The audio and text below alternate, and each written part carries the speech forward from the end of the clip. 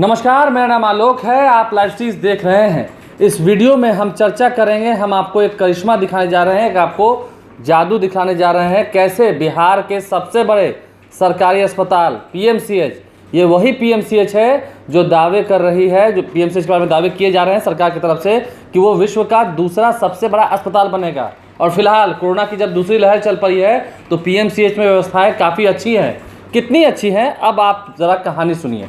कहानी शुरू होती है कुछ दिन पहले से। शुक्रवार देर शाम को पटना के बाढ़ के रहने वाले चुन्नू कुमार को ब्रेन हैमरेज होता है।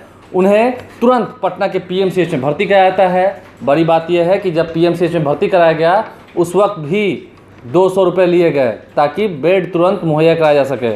आप सही समझ रहे हैं, 200 रुपये रिश्वत ही होते हैं। उसके बाद आगे बढ़िए, चुन्नू कुमार को भर्ती कराया गया, लेकिन अंदर जाने की मनाही हुई क्योंकि फिलहाल अस्पतालों में कोरोना महामारी को लेकर के कई लोग एडमिट होते हैं, तो ऐसे में अटेंडेंट को बाहर ही रखा जाता है।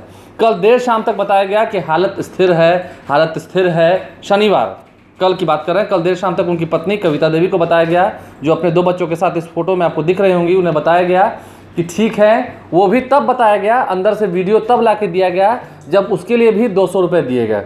चलिए आगे बढ़िए। अब जब पटना के पीएमसीएच की हम बात कर रहे हैं, पटना के उस सबसे बड़े अस्पताल की बात कर रहे हैं जिसे विश्व स्तर पर प्रसिद्ध करने की बात की जा रही है, तो ऐसे में अब ये प्रमाण पत्र देखिए, ये मृत्यु प्रमाण पत्र है। चुन्नू कुमार को घोषित कर दिया गया कि वो मर चुके हैं। कब? आज सुबह 10 बजे, रविवार के सुबह 10 बजे उन्हें घोषित कर दिया गया कि वो मर गए हैं, जो कि थोड़ी देर पहले तक बताया जा रहा था कि ठीक है। अचानक कह दिया गया कि वो मर गए। कैसे मर गए? कोरोना के कारण मर गए। हुआ था ब्रेन हैमरेज, मर गए वो कोरोना के कारण, पीएमसीएच की ओर से बताया गया। अब करिश्मा यहाँ से शुरू होता है। करिश्मा शुरू तब होता है जब उनकी डेड बॉडी भी दे दी गई प्रमाण पत्र के साथ उनकी पत्नी को। पत्नी तो खैर रोने लगी।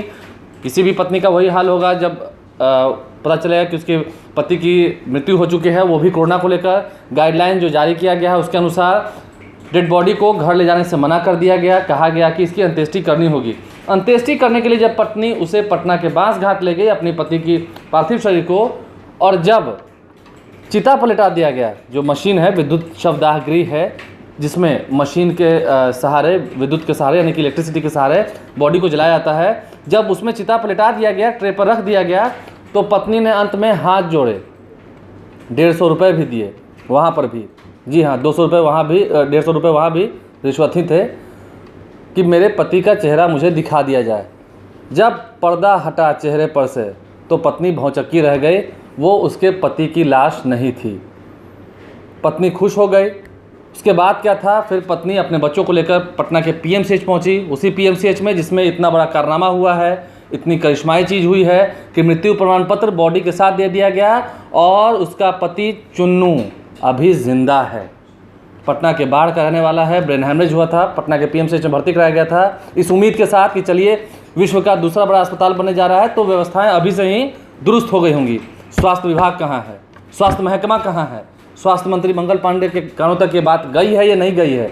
हम ये पूछना चाहते हैं, क्या बिहार का जो ये सबसे बड़ा सरकारी अस्पताल है पीएमसीएच ऐसे करिश्माई कामों को करेगा? तो क्या पीएमसीएच की जो सुप्रसिद्ध बातें हैं वो कहाँ तक जाएंगी? आप समझ सकते हैं। एक व्यक्ति जो जिंदा है, जिसका फिलहाल इलाज चल रहा है और अब ये बताया जा रहा है कि उसकी स्थिति पहले से ठीक भी है, कैसे उसे आज सुबह 10 बजे घोषित कर दिया गया कि वो मर चुका है। उसकी पत्नी को डेड बॉडी भी सौंप दी गई। वो डेड बॉडी किसी और की थी, यानी कि लावारिस लाश भी वहाँ पर रखे जाते हैं। अगर आप अगली बार पीएमसीएच जाएँ तो अनुरोध है कि जब आपको सूचित किया जाए कि आपके परिजन की मौत हो चुकी है, तो उस बात पर विश्वास मत कीजिएगा। एक बार ज़रा चेहरा ज़रूर देख लीजिएगा। कविता देवी की तरह मत बनिएगा कि अंतिम संस्कार के वक्त चेहरा देखने की बात आई। नहीं तो बॉडी अगर जल जाती बिना चेहरे देखे हुए तो समझिए चुन्नू कुमार पीएमसीएच में रहते और घर पर मातम का माहौल भी रहता है। बहरहाल प्रमाण पत्र भी नकली मतलब झूठा, बॉडी भी झूठा, और चुन्नू कुमार जो कि उनके पति हैं वो वहीं पीएमसीएच में। अब वो बॉडी किसकी थी, खैर वो तो पीएमसीएच के जो डॉक्टर्स हैं वो जाने। जो खबरें निकल के आ रही हैं, जो खबरें छन के आ रही हैं, हमने वो आप तक रखा है।